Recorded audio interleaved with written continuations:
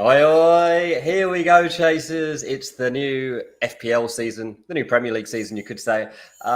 Thanks for joining us as you all log on right now. It's a solo show today. I'll put that straight out there. G and Big Man have, other things they have to deal with at this time, this close to deadline. They've both, I'm sure, had very busy days.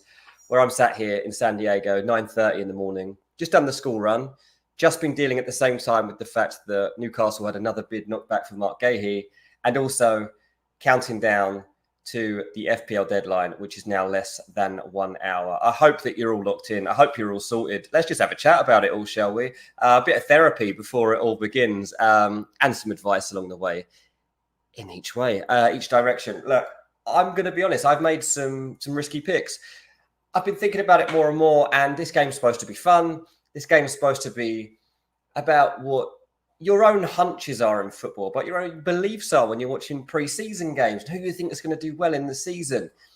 And, going down the path of AI and algorithms and stuff before a ball's even been kicked, I don't really like it, to be honest with you. So as we gear up towards Man United versus Fulham later on to get this Premier League started, I've taken a couple of risky picks, and I don't think that they're too risky because 0 matches have been played so far. And if they turn out to be wrong, nobody's rank is defined by the first 3 game weeks of a fantasy Premier League season. So my main advice is to make sure that you think your team's fun and that you think it actually represents you. Don't go copying other people. Don't go looking for AI to tell you whether you're right or wrong, because there isn't really a right or wrong at this stage. Thanks for everyone that is jumping on the chat right now. I'm going to be leaning on your comments more than ever today. So thank you for all the comments that are starting to come in. Let's go back to the top so I can see exactly who was first through the door. Offcore was first in. Mark quickly to follow, and Punters there as well. Adam, Heather. Hello, everybody that is jumping on. Championship represent. Yeah, I've got my Fulham shirt on today, just on the school running this actually. FPL James, hello. Adam, hello. My only dilemma, got 2 4.0 defenders. The other 3, Trent, Hall and Kwanzaa, or Saliba, Porro and Kwanzaa.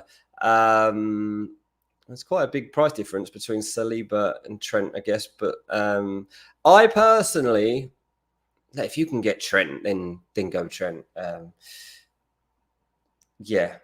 think that Trent is probably the right answer there, Adam. I haven't got Trent. I haven't had him all summer. But yeah, I think that's probably your answer there. Harry, I can't wait for tonight. I'm a Man United fan. How do you see tonight turning out, and what you think of Son captaincy? Son, I think, is a decent captaincy pick, actually, Harry. I was looking at the Leicester. I'll talk about United in a second, but to talk about Son for 1 second, because obviously everyone's got this dilemma at the moment around that 10 million midfield pick and who we think is going to be the right guy to go to. And I was looking, and Son, he has a really good record against Leicester. He's got 9 goals and 4 assists in 14 games that he's played against Leicester. At the moment, I haven't got Son in my team. I'm not going to have Son in my team. But I saw that stat last night and I was like, that's actually quite annoying. Wish I hadn't seen that. Son as captain, I think, is really good. What do I expect from Man United versus Fulham later today? Well, I'm quite optimistic. Zoe says, hey, Dean, first game of the season for you. As a Fulham supporter, do you think I should start Smith Rowe over Rodgers? That's where my gut is. If that's where your gut is, then definitely you should do that. I think Smith Rowe is a very good pick.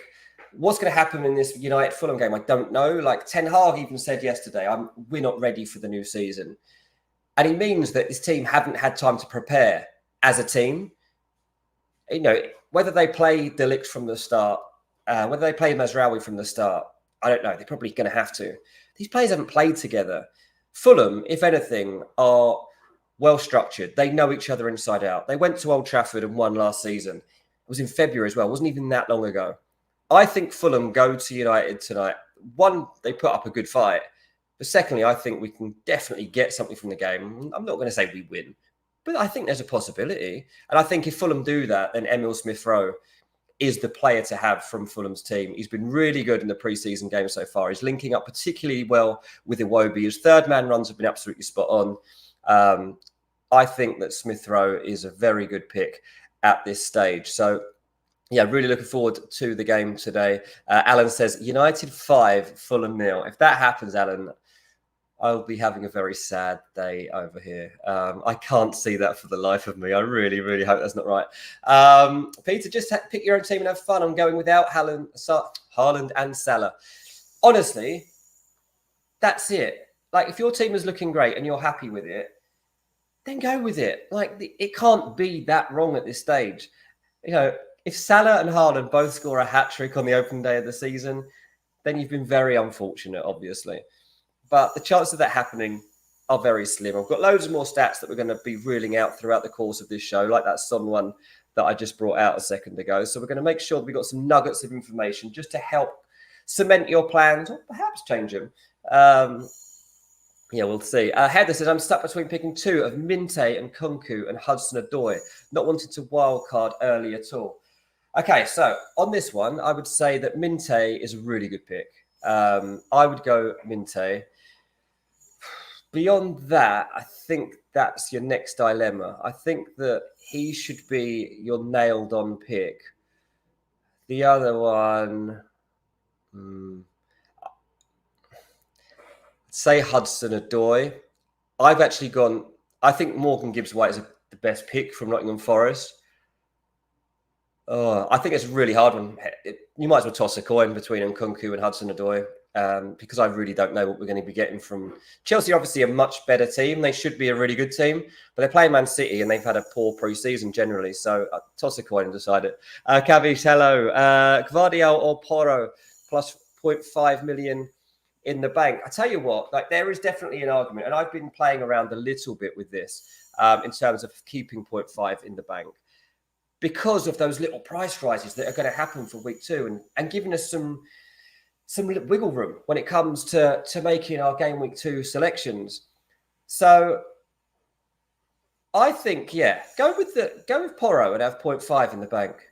Go with it, because that might actually give you an advantage in the next game week. And you've got to try something different sometimes in this game. Geddy's in the house. Hello, Geddy. He says, come on, United. Good luck to you. Absolutely for later on today. Make sure you are all liking and subscribing. There's obviously loads of streams going on right now. So thanks to all of you that have chosen to come over to Chasing Green Arrows for the last hour of build up to your new season. We're all here to help each other. So feel free to put in any advice. Evan says, Aina with Forest or Lewis Hall with Newcastle. I think I would probably go for Lewis Hall on that one, Evan. I think that if you were to study the fixtures right now in terms of the teams that could blow their opponent out of the water this weekend, Newcastle have the capability to go and beat Southampton 3-4, 5-0. That is there. That is a possibility. And not only should Hall be in that lineup, not only does he have a high chance for clean sheet there, but he might even weigh in with some of the forward action as well and get an assist or something. So I think Hall is the way to go there, because I think Newcastle are going to get off to a blinding start. I mean, St James's Park is going to be absolutely rocking. Southampton, I know they're making some late signings right now, but they haven't done enough for me. I mean, Southampton, if I was to rank the Premier League right now as to how I think it'll end up, Southampton are going rock bottom. So yeah, I'm expecting big things from Newcastle on opening day. Ross says, hello, Dean. Hello, mate. My conundrum is ESR plus Wood plus Kamada. Does that mean... Oh, I'm trying to choose between Emil Smith-Rowe, Wood, Kamada, or Morgan Gibbs-White, Muniz, and Rodgers. I'll be honest. I think that the second choice is your better one. I think that Morgan Gibbs-White is the best one to have out of those compared to Emil Smith-Rowe, just because he's got a home fixture and it's a bit easier. And I thought Morgan Gibbs-White is going to be a really good pick. I've got Morgan Gibbs-White in my team, Ross, and there's a stat here. Let me grab it. Yes, they would say played Bournemouth at home. Since promotion to the Premier League, nobody from Forest has got more Premier League goal contributions of Morgan Gibbs-White. He's got 28 already for Nottingham Forest, 10 goals, 18 assists. He's saying he wants to get more goals. He's definitely going to continue to get a lot of assists. So go with the combination, I would say, that's got Morgan Gibbs-White in it. Finn says Emil Smith-Rowe plus Trent or Nkunku plus Gvardiol. I would go Emil Smith-Rowe and Trent, because I think early on in the season you'll reap rewards from that combination.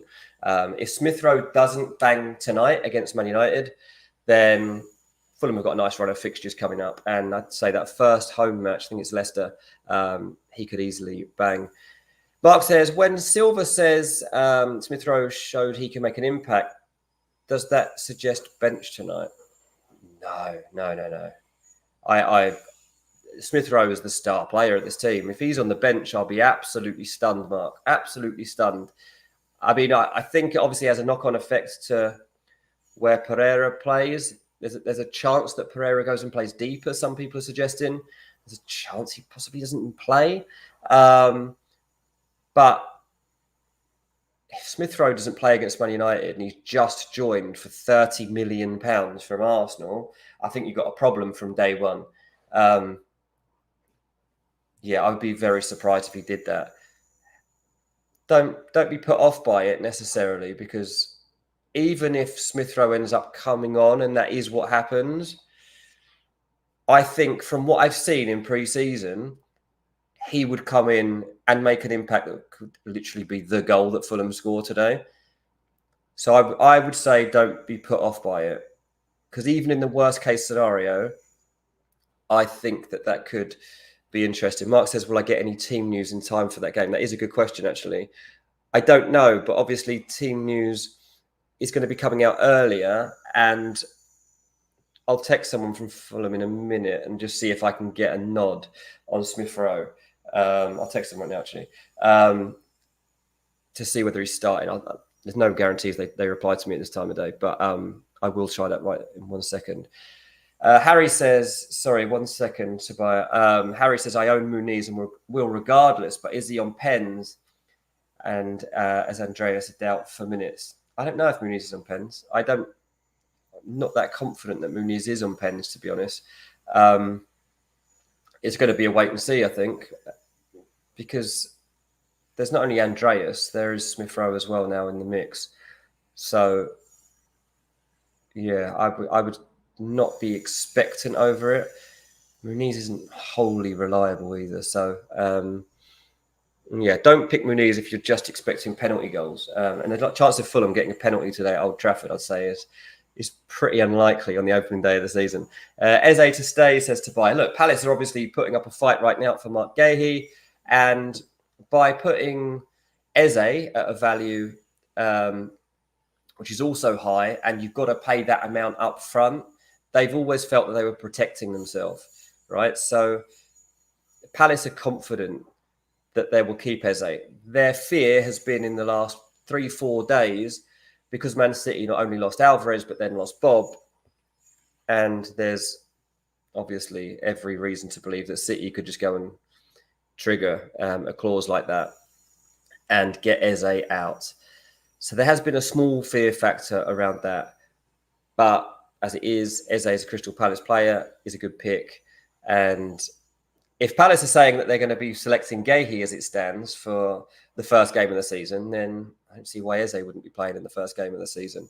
Ollie says, I watch every CGA, and this is the first time I've ever caught a live show. Good for tonight and the season. Ollie, welcome to the live show. Sorry, it's just me. You've caught one show and you're just getting a solo. But hello, mate. Good to have you around the place, and good luck with your FPL season. Keep all the comments coming in. We've got another 45 minutes to fill here of me just talking. So give me some content, people. I've got some stats, as I say, that I'm going to go through. I'm going to show my team. I'm also going to show Giani's team. So we are going to have that to talk about as well and give you something to compare to. Our teams, I haven't seen G's team like as he's locked it in, but I can guarantee they're pretty drastically different, because my team, I don't think I've seen anyone that's got a team like mine, to be honest. So we'll get onto that in a second. James says, I'm smashing it. Thank you, mate. Ryder says, Saliba and Gabriel for long term. Only bench for them game week 5 versus City. Thoughts? Only bench them for game week 5 versus City. I don't think you'd even have to bench them for that one. If you're picking Saliba and Gabriel, then you've got to have complete belief for both of them week in, week out.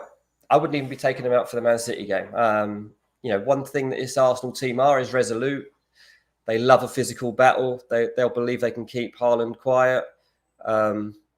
Yeah, I mean, that's obviously a very different approach to the game, but I don't necessarily think it's the wrong approach. I think that everybody should be open-minded about what they can do here. Evan says, is Bernardo a cheeky pick over Morgan Gibbs-White? Yeah, definitely, especially in these early weeks while Man City are trying to restructure their attack. Something to look out for. I spoke to someone from Man City. I said, what's going to happen on that right side then? Is it going to be Bernardo? Like, what happens if Bob isn't there? And he said, look, don't forget that Doku and Savio will both be used on that flank. Like, they're not, like, Bob not being there obviously is a blow because that was the plan. But look out for the fact that Doku could play. I think Doku has actually probably been overlooked quite a lot coming into the season. And I think that he'll prove to be a good pick.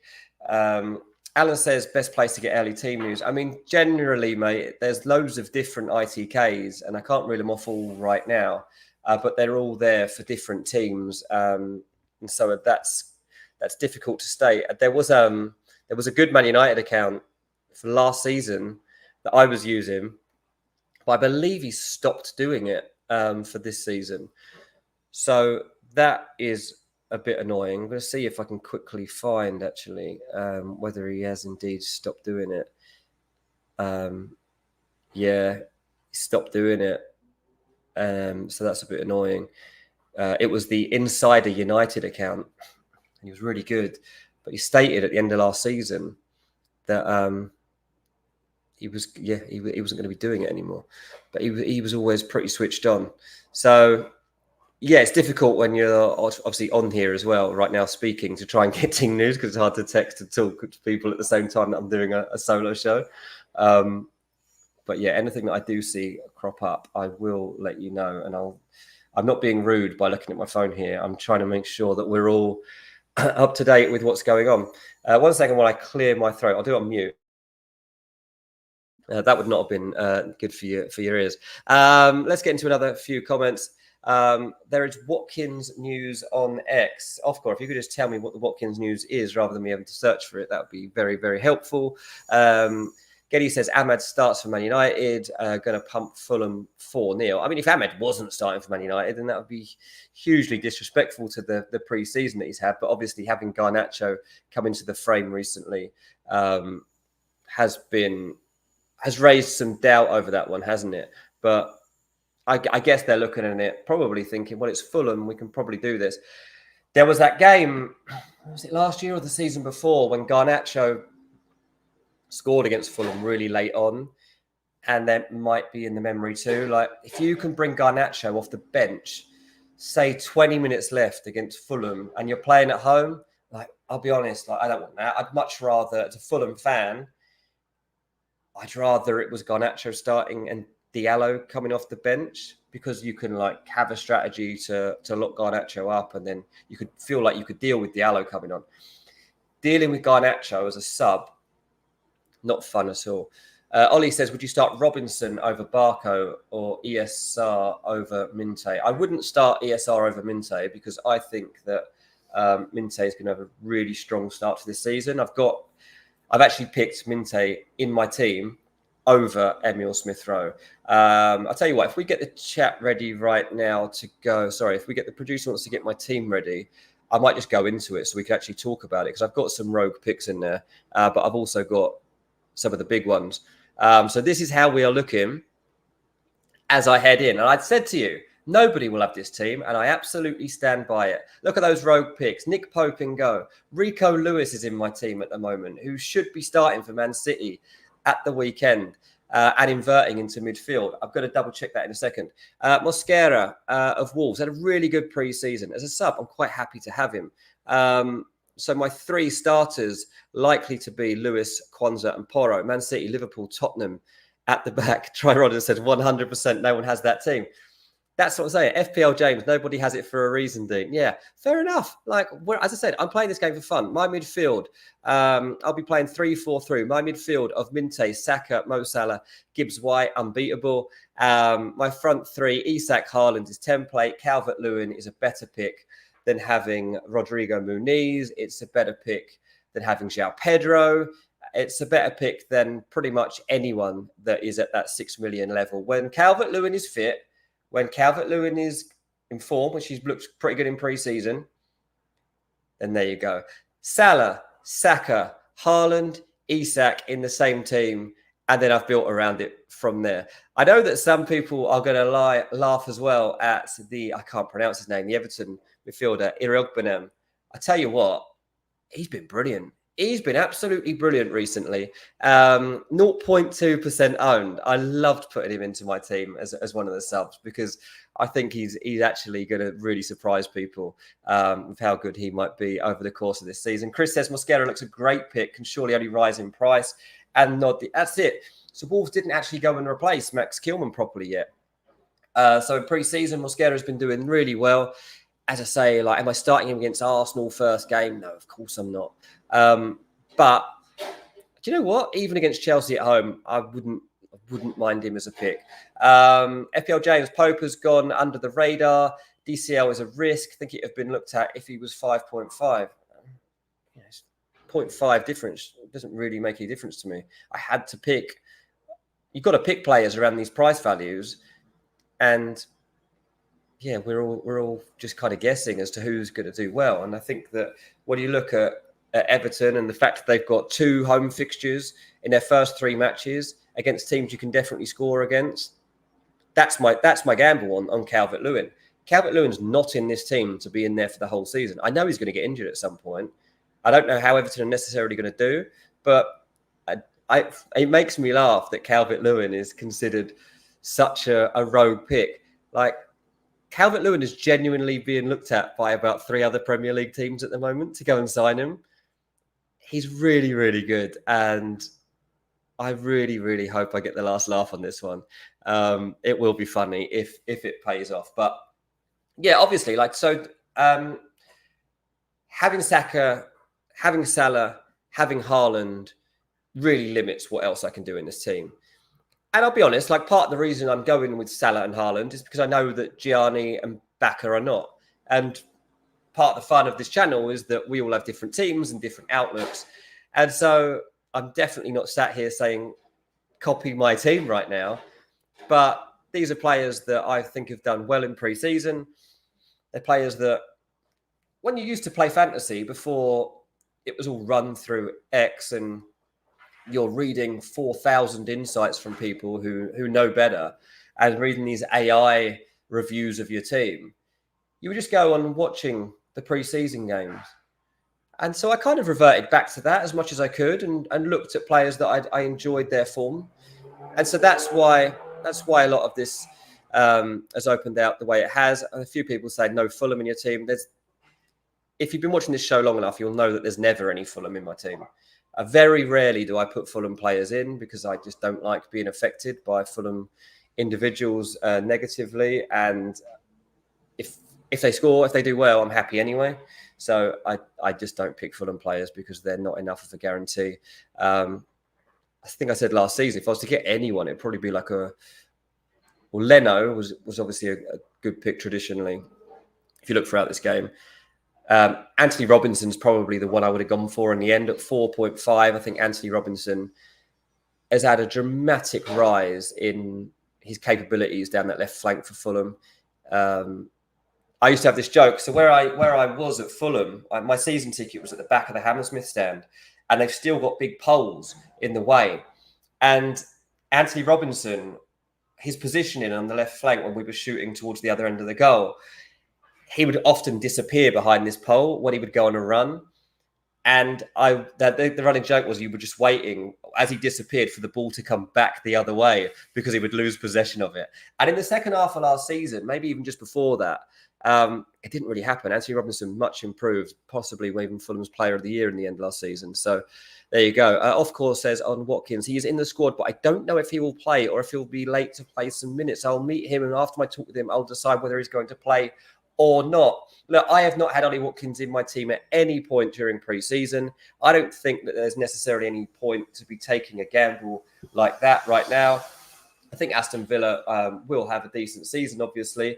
But I don't think that first game against West Ham is a good one necessarily for Aston Villa. And I've got Two reasons why. Firstly, Villa are winless in their last 9 trips to West Ham, okay? And secondly, look at Villa's form at the end of last season. They ended it with 0 wins from their last 6 matches. It's a bit weird. It's a bit strange, both of those things. Now, Ollie Watkins actually has a really good goal-scoring record in London. I think he's got 13 goals for Aston Villa on London away days, and he does do well. So I can totally understand coming into the season why people would want Ollie Watkins. But do you know what? Like West Ham, they've made good signings. I think they'll have a bumpy start to the season, West Ham. But I think they'll have some mad results too. Chris says Villa friendly's bad too. No, I just don't necessarily trust them yet. It's going to be a strange season for them balancing their European campaign as well. These deals you pick. Dominic Calvert-Lewin over Ollie Watkins for me. But yeah, there you go. Thank you for that off-call. That was a very helpful piece of information. A half hour to go here on Chasing Green Arrows, and that means half an hour to go until our teams need to be locked in. Give us a like and subscribe if you have not already. Thank you, honestly, to all of you that are jumping on right now to join us today. I know that there are 1,000 deadline day chats that you could have got into, but thanks for being with me. We've got a poll running right now. Which Chelsea asset do you have? The winning one was Nkunku at 82%.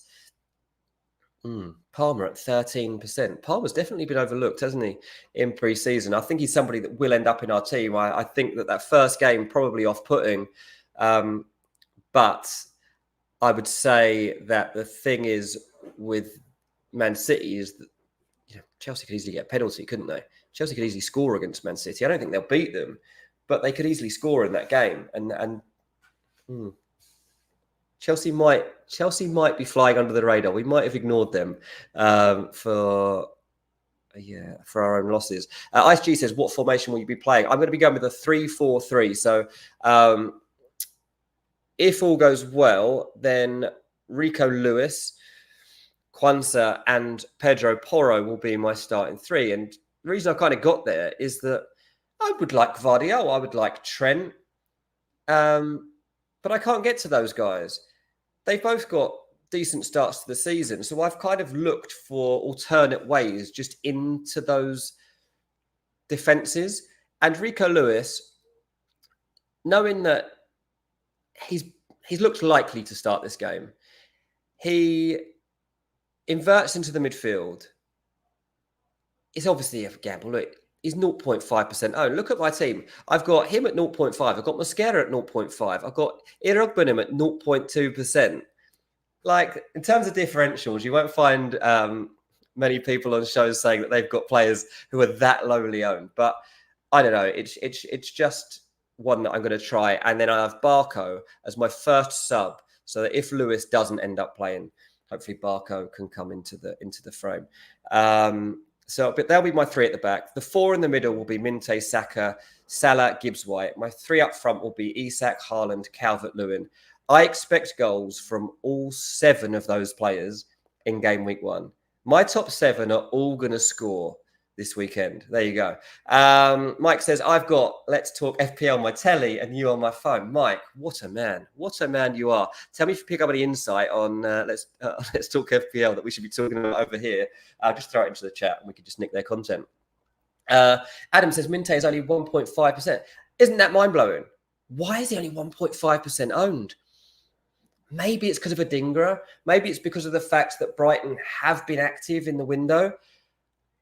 But for me, I tell you what, Minte has to start that game against Everton. They've bought him for a lot of money, and he's looked. I watched 2 Brighton pre-season games in like a bit of depth, and I thought he was brilliant, to be honest, both attacking wise, and he also really put in a shift defensively. Minte is going to be a breakout player this season in the Premier League, and I'm glad to be on him from day one. Bozzy, hello, mate. How are you doing? He said Jacob Murphy is a brilliant differential this week. Then, yeah, good pick for sure. I agree with that one. I think he's probably been overlooked. Not sure what percent owned he is. But yeah, I like that a lot, Bozzy. Thank you for that insight. I'm just scrolling through my X to see if there was any predicted Man City lineups out at the moment. If anyone wants to look up for me, it's really difficult for me to do that while I'm doing a solo stream. If anyone wants to look up for me, a reliable Man City 11 to just give me the nod on whether Lewis is likely to start. I'm pretty sure he is. So I was looking at it yesterday, but I just want to make sure there hasn't been any last minute glitches and like Kyle Walker starting or something. Yeah, 28 minutes to go, people. Make sure you're happy with your teams. Mark, he says, hi, good to see you back. I'm looking for some help. Okay, let's go. Let's go, Mark. His current team. Okay, I'm going to have to assess someone's full team here. Are we ready? So, goalkeepers, Henderson, Fabianski. Okay, that's fine. Defence, Trent, good. Robinson, good. Hall, good. Konza, good. Johnson, good. Like it. Okay, so far, so good, Mark. Midfield, Salah, Gibbs-White, Nkunku, Smith-Rowe, Winks. I like it. Mate, this is a great team. That's a great front three as well. I don't think you need to make any changes, mate. Decide who you're putting on the bench. I'm going to assume that on the bench you're going Fabianski, you're going Johnson. Interesting to see who the other defender is that you're putting on the bench because you've got a little bit of a dilemma there. But Harry Winks obviously be a sub for you. I'm assuming you're going to go a 3-4-3 there. Oh, Rodgers for Winks. Wow, mate, that's a really good team, Mark. I like it a lot. I really like that. There you go. British, I'll gladly help out, but I ain't got Twitter. Well, good for you, mate. Good for you. It's it can be a poisonous, treacherous place at times. Mike says, Andy, let's talk FPL. Says, Ahmad is starting tonight. And tomorrow, Jota starts. Source, lazy FPL. Yeah, of course, Jota's starting. We know that. Right, here we go. Look, we've got G's team up on the screen. This is what you've really waited for. Template United. Here we go.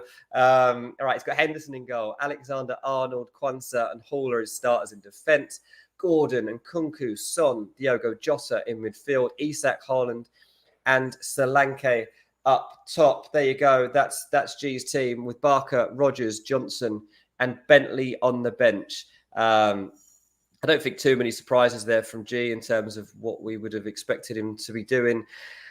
And there's a difference, right, people? Like when you're getting big man, when you're getting G, they've got to be really careful about their team selection, how different they can be. They've got to be a bit templatey because they have this status as content creators, because people are specifically paying for their advice or following them for advice. I'm not pigeonholed as much as that. Like, if you're new around here, you may not know, like I'm a traditional football journalist. I've been covering the Premier League for 20 years for national newspapers. I was at Bleacher Report for 5 years as their lead transfer insider. I currently work for Give Me Sport on all their transfer insight. I've covered this game for a long, long time, but I've never kind of made myself out as an FPL expert. I just love playing the game, and I've played it a long time. I've had a few good seasons along the way, but I've never kind of had to get into that niche because my niche is transfers, and that's kind of how I make my living. But watch a lot of football, and along the way, I've been able to throw in a few different nuggets of information, I would say. Right, let's go through a few more comments while we keep G's team on the screen. Mike says, do you think Iwobi will start tonight, Dean? I absolutely do, Mike. Yeah, Iwobi will be starting for Fulham. Bozzy says, no Arsenal defence for all these content creators is crazy. I mean, come on. It has been a strange one, I have to admit. And I'm not sure what they're all so put off by. I have to say, I was going to have Raya in goal. And I only came away from that because I ended up needing 0.5. So I ended up going for Pope. And I think that Newcastle keep a clean sheet on the opening day. And I really wanted that. So that's where I was at with that one. I even believe, and I haven't done this, but I even believe that Zinchenko might be a good pick for Arsenal defence on game week 1. FPL James says, I love your insight in all honesty. We won't name drop. Let's talk FPL. But he always says, this is the safer pick. This is the safer, etc., etc. Well, you're like, it's 50-50, so roll with the better option. And this is it. It all depends what you're trying to gain from this game. If you're just trying to win a mini league, then you don't need to worry so much about having the template team. I don't think. I think it's a bit boring. I think if you were to sit here, like you could easily have ignored FPL all summer long. This morning, you could have woken up, you could have sought out Giani's team, and you could have copied it player for player, and you'll have a good game week 1. Absolutely. You could do that right now. If one of you are not happy with your team, you could literally delete every player and just copy that. What's the point? Like, I just don't think that there's any fun in that. And it's the same as like the AI picks. I just don't see why you're getting any fun unless you were like in contention to win like £10,000 if you win a mini league or something. Then I don't really see the point of not just following the game for the game and enjoying watching the game. Like, for example, this weekend, like, how much am I going to enjoy watching Everton play and seeing if DCL scores? I can't wait for that moment. So yeah, that's why I play this game, and hopefully that's relatable to some of you in this chat who aren't in it to kind of go to templated. Let's go through a few more comments. Chris says, Scout team news update today has Man City. Here we go. It's Edison, Lewis, Akanji, Diaz, Gvardiol, KDB, I'm sure about that, Kovacic, Silva, Doku, Haaland, and Savio. The only one I care about there, Chris, is Lewis. So thank you for that. I just want to make sure that he's in the team. If you missed it a second ago, I'm going to throw my team back on in a second. We'll leave G's on for a few more minutes. Thanks for joining us in this chat today. As we count down to the FPL deadline. Over 100 of you in, and really appreciate that on a day when there literally are hundreds of channels streaming. James from Planet FPL says Zugi reckons Rico Lewis won't start. He thinks Akanji, Diaz, Ake, and Gvardiol. Well, I'm going to have to ignore that advice, Zugi. As I say, if that does happen, I'll have to hope that he doesn't come at all and Barco can come off my bench as the first sub.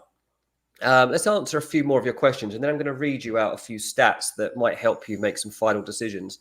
Sign says Brereton, Diaz, or Murphy have ESR. I would go Murphy, I think, on that one. I just don't fancy Southampton at all. I think Brereton, Diaz is their best hope of something happening, but I think Southampton have had their transfer window has been too slow. I think they've been left behind. And I don't think they were a good enough team to come up and make a mark. And I think going to Newcastle first day is extremely difficult for them. British 87, CGA loyalty. I love it. I love all of you that have turned up today. That is proper loyalty. And I'll remember all of your names next time we're in here one day and we've got 500 odd looking for advice. Yeah, I'll make sure. Look, we have thought about the idea of a members scheme here so that you start getting like those emojis by your names and stuff. And I do like the idea of that in the sense that like we know who the OGs are. We know the guys that we need to be going to time and time again. FPL James, this is Darwin 100% staying at Liverpool. Do you think there's a chance he leaves? He's staying, mate. He's absolutely staying at Liverpool. There is no chance that he is leaving as it stands. It would take a miraculous turnaround for that to change. Paolo says he's punting on Bowen to do well, but big FOMO on Gordon. Don't sway yourself from that one at all. I think Jarrod Bowen has been really overlooked coming into the season. I think that he's going to have a really good output, and I think he'll have a good first day of the season as well. Make sure you stick to Jarrod Bowen. Don't go away from that. Please don't do the members nonsense. I just want the emojis, Mark. That's what I really want. A. Dawson got no Haaland or Salah. Oh, he's nervous. No, you've known you were going to do that. That's not a decision you've taken lightly. So you've got to go with it. You're not going to enjoy watching the City and Liverpool games. That's the big problem. You know, that's why I've gone with Salah and City this weekend. Salah and Haaland this weekend. I want to believe that I'm going to get big returns. So there we go. I'm going to run through a few stats now that I've got in the build up to this show that might help you. So I'm going to start with Brentford against Crystal Palace. Brentford have not won in their last 6 Premier League games against Palace. And Palace finished last season with 6 wins and a draw. I think Palace are going to win at Brentford. I'm slightly concerned for Brentford about what we get out of them this season. It might be the one when they drift. I think Palace are going to do well on game week 1. So if you're edging towards any other player, Eze, if you're worried about it, I don't think it should be. I think Mitchell's a good pick for Crystal Palace as well. Nobody really spoken about him in the build-up to the season. And obviously, the goalkeeper picks, if you've got the Palace guys, I think you're good. Chelsea v Man City. Some interesting stats around this one. City are unbeaten against Chelsea since that 2021 Champions League final.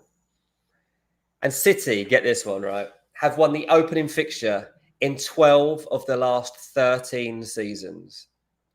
That's not great news if you're a Chelsea fan. But the only time they didn't win, was against Tottenham, 21-22, when they lost to Tottenham 1-0. A couple of players, obviously, for that fixture that we've got to look out for. Cole Palmer, 22 goals and 11 assists last season.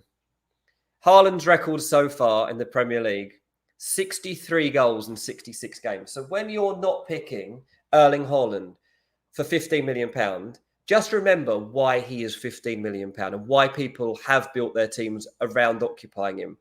Because this guy is going to be the top goal scorer in the Premier League this season. He will probably blow away the numbers that he got last season. He's had a summer off. He's rested. Erling Haaland is ready to roll. And with 63 goals in 66 games, he ain't messing about. So that's where we stand with Chelsea v Man City. Leicester v Spurs. If you missed it earlier, Son has a very good record against Leicester. He's got 9 goals, 4 assists against Leicester in 14 matches against him. So if you're thinking, if you've got Son in your team and you've been umming and ahhing, he should be good. Like, Son's got a really good record. This is also the highest goals per game fixture in Premier League history. It's crazy the amount of goals that are scored in Leicester versus Tottenham. In the last 5 games alone between those two teams, there's been 28 goals. 28 goals. So, there should be plenty of action in that Monday night game. So there's plenty to look out for there. Tonight's game, Man United against Fulham. Obviously, one I'm very excited about. I'm sure you are too, just because it's the first game of the season. Fulham have only lost the opening Premier League game in 2 of the last 9 seasons. Along the way, we've kept 6 clean sheets. I'm telling you now, we're going to Old Trafford and we're getting something tonight. So if you're thinking, like Alan said at the start of the show, that United are going to roll us over 5-0, I think he said that tongue in cheek, but it won't be happening. Fulham are turning up tonight, and we mean business. I'll get to all the comments that you're saying right now in a minute, by the way. I'm just going to reel through these last few stats that I have from Ipswich versus Liverpool. Ipswich, look, they're giving it a good go, right? In pre-season, you're seeing some nice transfer activity. Liverpool have never lost at Portman Road. Like, never.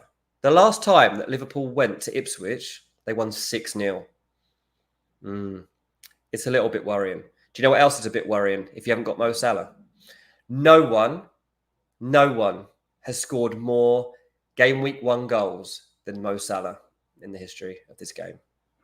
Mo Salah scores on match day 1. It's done.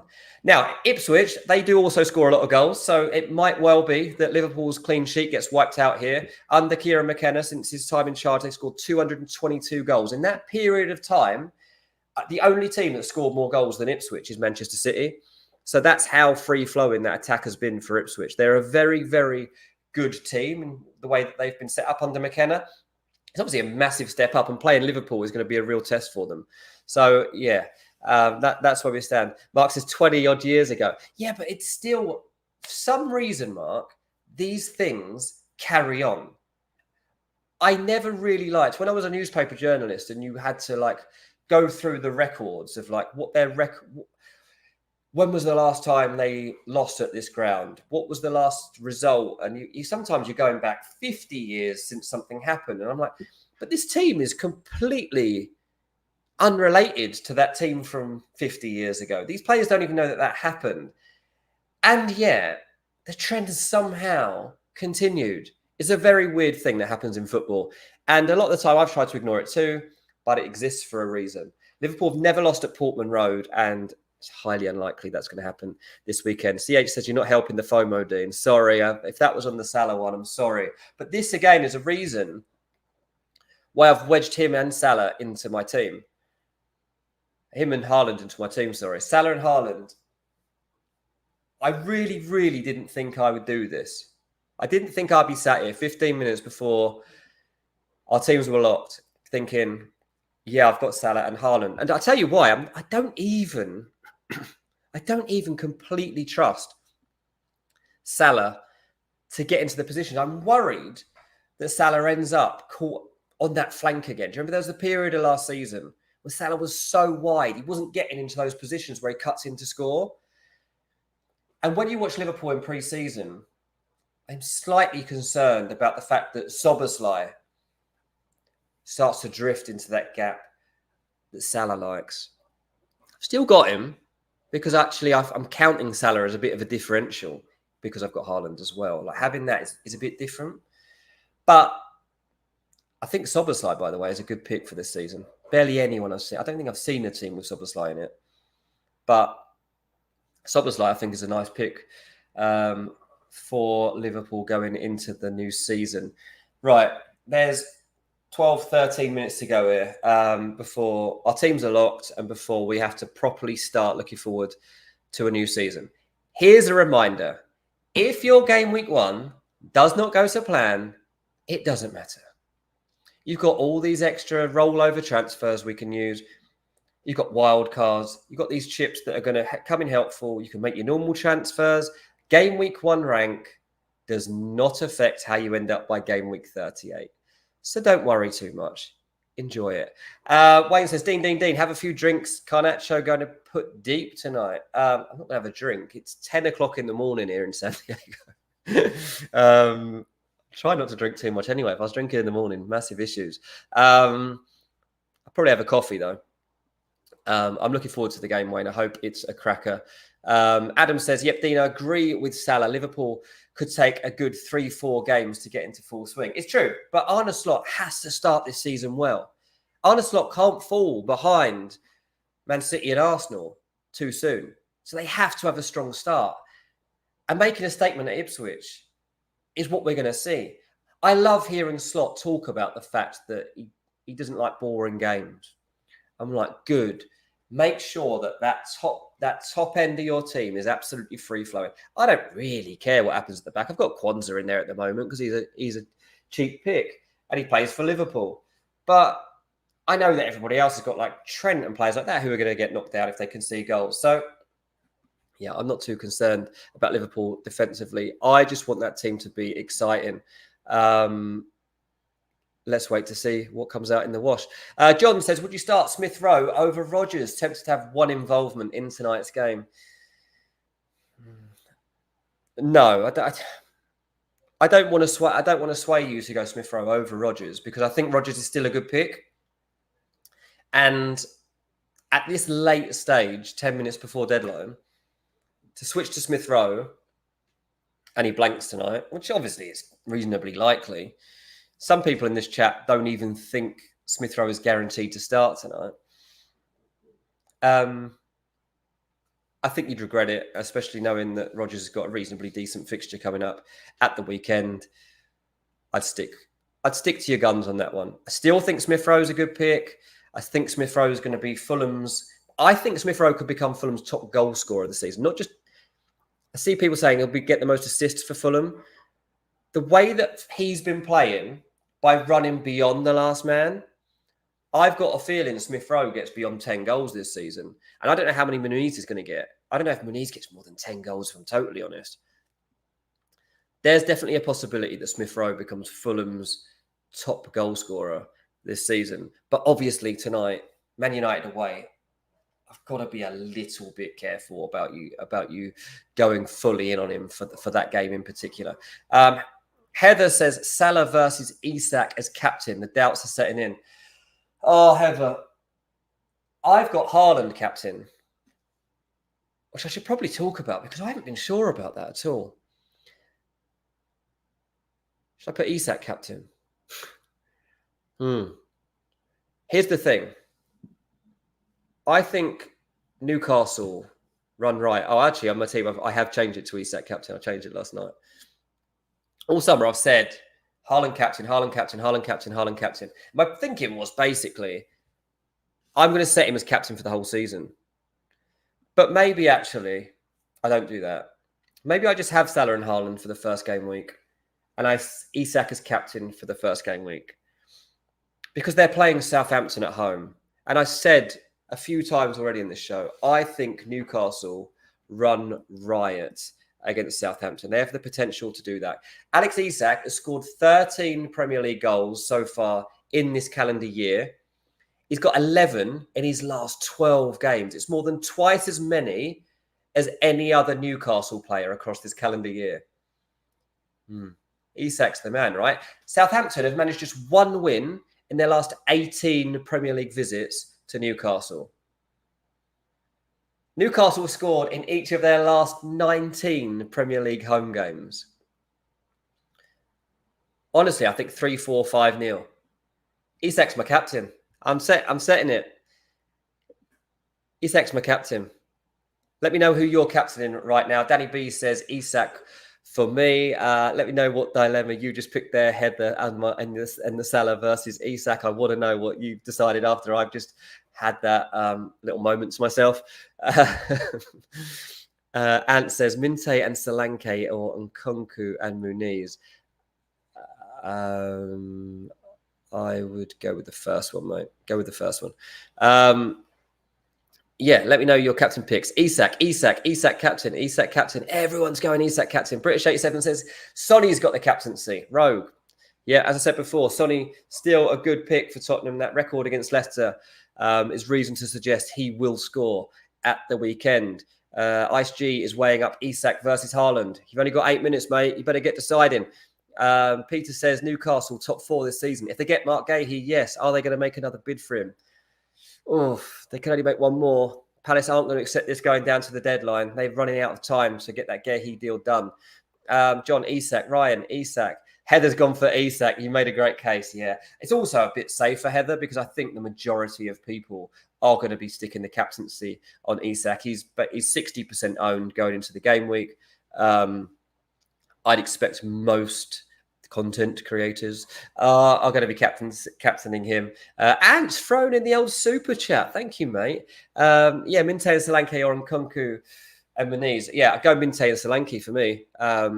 I think Minte has been massively overlooked. Solanke, I'm not as sold on as some people are, but we showed Giani's team earlier on. He's got Solanke in his team. And Nkunku and Muniz are gambles. They've both got very difficult fixtures on game week 1. And I think both those teams could be flaky. I think that both those individual... Nkunku is obviously a very good player. He's a much better player than Muniz. But Muniz in particular could be flaky. I'm still not sure what a Muniz is for Fulham. I'm glad he's got the number 9 because that means that Marcus Silva's obviously got faith in him. But... I don't know he's a Premier League number 9 yet. We'll have to wait and see. Right, last few minutes, because I'm going to end 2 minutes before the end so that you can all be on your own for that last second before it all ends, before the teams are all locked. It's going to be an emotional moment. I'm only kidding. I'm not going anywhere. Diogo Jota and Anderson versus Gordon and Kwanzaa, says Snack. It's a tough one. I think I would go the Jota route. Mate. Yeah, go for that one. A few people captaining Salah, although Jason says I might have changed his mind. Oh, mate, don't blame me. Don't blame me if it misfires. Mark starting Muniz over Bailey. Yeah, fine. Lewis says apparently Garnacho benched. As I said, Lewis, I don't think that's a massive surprise. I don't necessarily think it's a good thing for my Fulham that Garnacho is coming off the bench to make an impact early in the season. I'm actually quite scared of that, to be completely honest. Yeah, I'm not looking forward to that. Any update on McTominay leaving United? He doesn't want to leave United. He wasn't very convinced about joining Fulham. Obviously, Napoli's a bit different, but I don't think he's sold on any of it, to be honest. I think he wants to stay at Man United. So if he can stay, he will. And Ten Hag isn't pushing him out the door right now. CH has a good point. Double check your captain. Go onto the app now. Make sure your team is what you want your team to be, right? We've got the last few minutes here. Make sure you haven't, made a misstep along the way. Make sure you haven't suddenly set like Pedro Porro as captain by accident. Set your captains right now. Make sure your teams are all ready, because whatever is on your screen now is basically what you are going with. It's a very exciting moment. We've waited for this for weeks, haven't we? Am I surprised about what my team looks like? Yes, I am surprised about what my team looks like. But I quite like it. I quite like it. And I'm pleased that I've convinced myself to be like really different from what Big Man and Giani have been doing, because I think it's going to give us a lot more to talk about next week. Were they right to go template? Was I stupid to pick Calvert-Lewin? It's going to make it fun, right? Like this is part of it. I look forward to all of you coming in and having the banter next week over these selection picks and telling me what you did right and what you did wrong. The good thing is as well, people, we got Friday games, Saturday games, Sunday games, and a Monday game as well. We've got 4 days of action coming up here. Mark says the Everton double up is hilarious. Neither of them are even defenders. Well, one of them's a midfield sub, who is actually looking like Everton's best player at the moment. And one of them is one of the best strikers in the Premier League. So there you go. There you go, Mark. It's the final countdown. Yeah, I can hear British. I can hear you singing that from over here in San Diego, all these miles apart. Yeah, I can hear you booming that at the top of your lungs. Paul has Haaland and then Bruno as vice captain. I'll set Haaland as vice captain, I think, but it doesn't really matter. Isak's obviously playing as captain. I guess it was set actually just then. It was set on Gibbs White for some reason. So I'm glad you've reminded me to actually at least change that. Chris says, if you still have DCO in February after 1 goal, then you're stupid. Not stupid. Yeah, I'm obviously not going to do that. If I've still got him in week 4, then I'll be happy, because it means that something's gone right for him. That's what I'm thinking. It's Calvert-Lewin season, people. In case you haven't seen it, can we throw up my team one more time, producer? If you are there and able to, could you throw my team up just so that we can see what I am locking in right now? This is what we're going with. I'll be starting with Pope in goal, Lewis, Kwanzaa, and Pedro Porro in defence. Barco will be my first choice sub. In midfield, Minte, Saka, Salah, Gibbs White. And then up front, Isak as captain with Haaland and the mighty Dominic Calvert-Lewin. I'm going for it. He's a better pick than Muniz. He's a better pick than Joao Pedro. He's the man. 1.9% of the people playing this game absolutely knows it. We're about 30 seconds away, I think, people. So you better be ready, because this is it. There's no going back now. This is the team that I will be going with for game week 1, and for Manchester United against Fulham.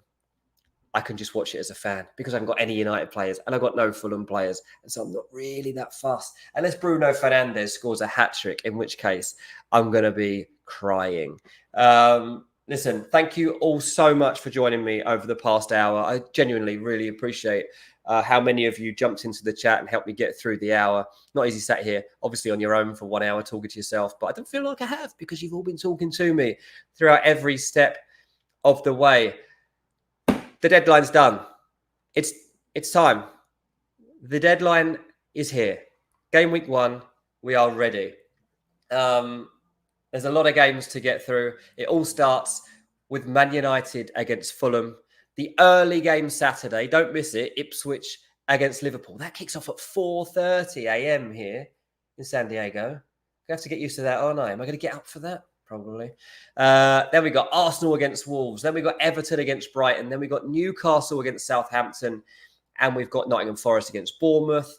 And the late game is the West Ham versus Aston Villa game, which should be a cracker, actually. On Sunday, Brentford against Crystal Palace and Chelsea against Manchester City. And on Monday night, Leicester versus Tottenham. And of course, you'll be getting Chasing Green Arrows a couple of times, at least next week as well, possibly even 3 times. We'll have to see how much there is to talk about in this. CH says, rooting for a Dominic Calvert-Lewin hat-trick. Can you imagine? I would love it, right? All of your faces when Calvert-Lewin bags his hat-trick at the weekend. I might even do a live stream straight afterwards if that happens. Listen, thanks for joining us all summer here on Chasing Green Arrows. Thanks for being here for the last hour or so. I hope you're all happy with your teams. Hope that everything goes well for you. And we will see you on the other side on Chasing Green Arrows. Cheers, everyone.